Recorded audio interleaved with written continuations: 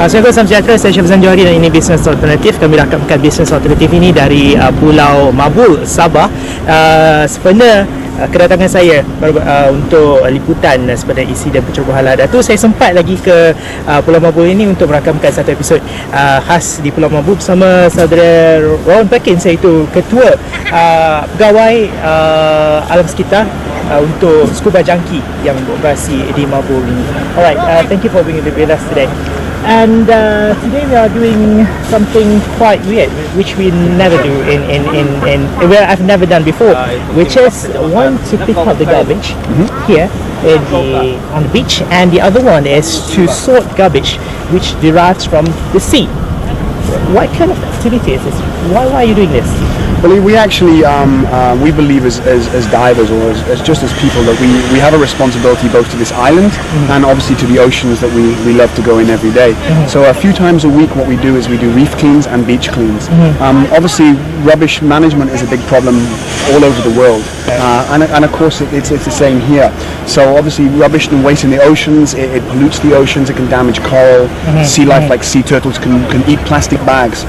So what we try and do is we really try and reduce our impact by reducing what we send out, recycling, and also then once or twice a week doing reef cleans and uploading that data to Project Aware, and also, as you can see behind you, getting all the local community, staff, customers to do beach cleans as well, to make it look a very beautiful place to reduce pollution. You engage your customers to do this as well, voluntarily. They will come and they would come to you and they say, "Can I have a glass of that?" Absolutely, yeah. So, is this something that actually attracts people to your facility? Well, I'm sure. In this day and age, you're getting a lot more conservation-minded people around the world, and you find people that come to dive and snorkel. They want to protect what they want to come and see, what they love, which is a really good thing. I think in the past, perhaps people, they wanted to go diving, but then what they consumed from the ocean, or they weren't really so fussed about. But now divers are really they're really interested in that kind of stuff, and the shark conservation stuff, the turtles. So it's not the reason why we do it, but it's good because a lot of people really appreciate the fact that we put on presentations for them and we get them involved in conservation work. So it is a part of diving. So usually, what kind of stuff or what kind of garbage do you pick up here? Everything. Everything from plastic bags to bottles, fishing line, a lot of fishing line, fishing nets, discarded fishing nets. Little packets of things like Maggie sort of plastics, Maggie Sadat plastic bags and things like that. Yeah, so lots of that kind of stuff. So maybe you can take a look what kind of garbage there. Yeah. So as you can see in here, polystyrene is a big thing, and as you can see, it breaks down into very small pieces. Yeah. So what we're trying to do is obviously trying to ban the use of this if we can. There's no real need to have polystyrene on the island apart from food containers and things like that. So this is definitely a big problem because it breaks down and it doesn't biodegrade, but it breaks into small pieces. Turtles can eat it. It can damage the coral. It can sit on top of the reefs. Can it kill turtles? They can swallow that. Yeah. Sea turtles they tend to consume things like jellyfish and stuff like that, depending on the species. So many turtles that have actually washed up dead in different parts of the world, they found up to 100 plus plastic bags in their stomach, unfortunately. So that's a big thing. Also, you can see things like straws on the floor, things like this. So these kind of things, you can't really recycle them. So that kind of stuff. What we do in the resort, our resort in Scuba Junkies, we actually have recycling bins. So things like plastic bags, we can recycle, we can reuse. Bottles, we can recycle and reuse. Cans, and we actually will then send them back to Sempurna, and then people can use them. They can either use them for recycling, they can sell them for money and things like that. Oh, really? The point is getting local community. This island is a small island, but it's populated. It has 2,500 to 3,000 populations of bajau, local bajau, right? So in educating them, how to conserve the wildlife, how to conserve the island and live sustainably. What is your role? Well, we're doing a lot of roles. We're doing a lot of like volunteer programs with certainly the children of the islands, going in and doing sort of small classes with them on basically teaching English through conservation. Teaching them things like puppet shows about plastics, letting them know where the rubbish collection points are. We also do Mabul Marine Week. We're the chair of Mabul Marine Week. So what we do is we do a big island-wide sort of 7-day activities where we spread education, awareness, reef cleans, beach cleans, presentations. So trying to get the local community actively involved. It's very hard for them because they don't have any access to perhaps collection points. So we've set up a few rubbish collection points around the island for them, and we've tried to collaborate with some of the other dive centres to actually remove that rubbish from the island. But it's not an easy task, and it's not going to change overnight. And there's a lot more to be done. We need a lot more help. There's a lot more to be done. Okay, we're going to take a short break for a while, and sementara itu kita akan lihat apa yang sudah pun dikutip dari pantai dan juga dari laut ni.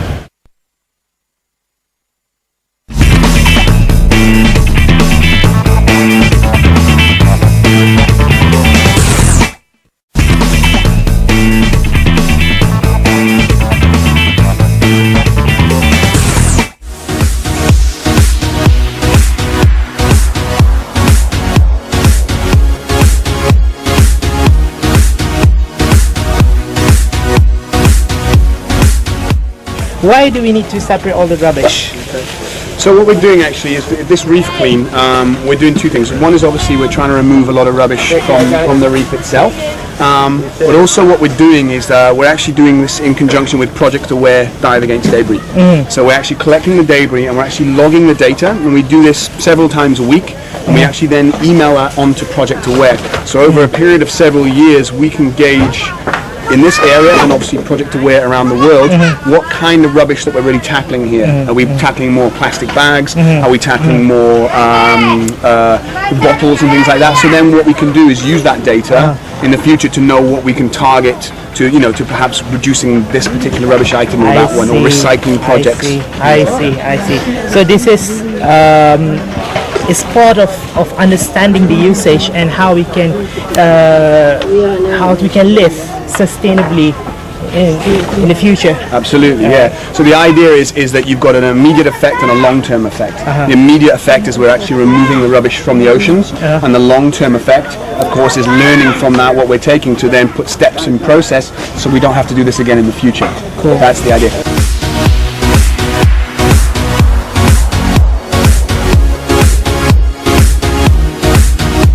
So these are the rubbish that we collected today from the sea and from the beach. So this is normal?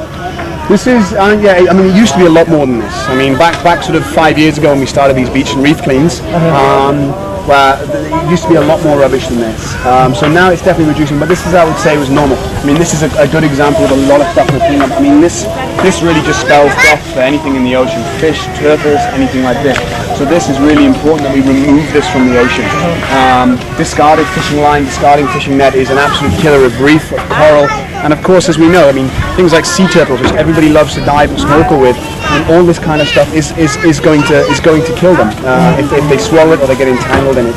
So this is pretty normal for the beach and the reef cleans, but again, it is reducing over time. We obviously need to look at the actual cause of it. I mean, this is a short-term solution, but has a huge impact. But we're trying to work with local communities to really look at the core of how we can stop it altogether, so we don't have to do reef and beach cleans. That would be the future. One of the challenge I see is to educate or to let the local embrace sustainability. Absolutely. And how tough is this? This is very difficult. I mean, that's exactly the problem. I mean, you're exactly right there. We have to get the local community invested in conservation work and sustainability, and that's a very difficult thing. But we're working on it with a lot of different angles, a lot of different projects. So hopefully, in the next, we're not giving up anytime soon. So hopefully, in the next few years, we're starting to see a change. We're starting to see real positive impacts, but we need to see more, and we'll work on that in the next few years. So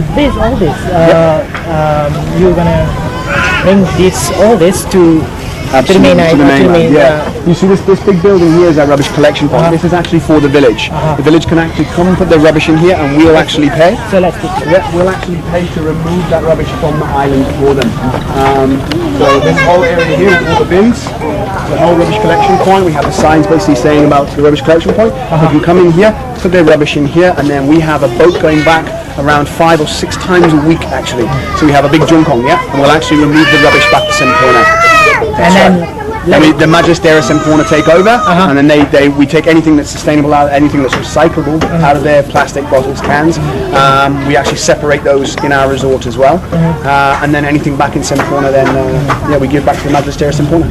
And I heard that besides doing education on what you call conservation here in the island of Mabul as well as Sempurna, you also engage in so many activities outside of Sabah. Yes. KK is still in Sabah, but also in KL, right? Yeah, we actually try to do a lot of conservation work. Certainly working last year, we did a presentation on shark conservation in the Malaysian International Dive Expo, and hopefully again this year.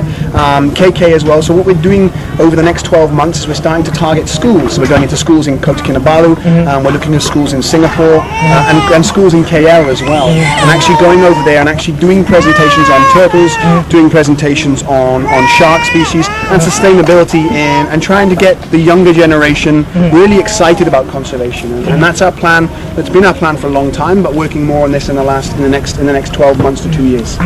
We convey many messages. I mean, I specialize in sharks and things like that, so definitely shark populations where Sipadan is, and this area is the most unique in the world, one of the most unique in the world, and we really need to protect it as much as possible. Sabah Parks is doing a brilliant job, the government's doing an excellent job. Malaysia is one of the forerunners in this kind of conservation work, so we're just trying to help in every way we can.